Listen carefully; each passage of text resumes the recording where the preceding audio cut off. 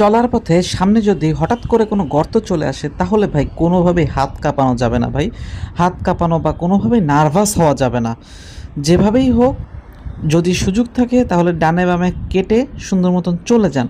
আর যদি কোনোভাবে ডানে বামে কাটতে না পারেন সেক্ষেত্রে গর্তের উপর দিয়ে মেরে দিন।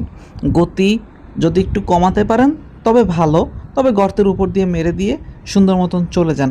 একটু ঝাঁকি খাবেন কিন্তু বড় ধরনের বিপদ থেকে কিন্তু বেঁচে যাবেন, কারণ আপনি যদি হঠাৎ করে সামনের ব্রেকে চাপ দেন বা ইমার্জেন্সি ব্রেক ধরেন তাহলে পিছন থেকেও আপনাকে কেউ এসে মেরে দিতে পারে, বা যদি ইমার্জেন্সি ব্রেক ধরার কারণে আপনার গাড়ি স্লিপ করে ডিভাইডারে বা ডানে বামে কোথাও বাড়ি খেতে পারেন বা রাস্তায় আপনার গাড়িটা পোল্টি খেতে পারে, তাহলে আপনি একটা ভয়াবহ বিপদের সম্মুখীন হতে পারেন।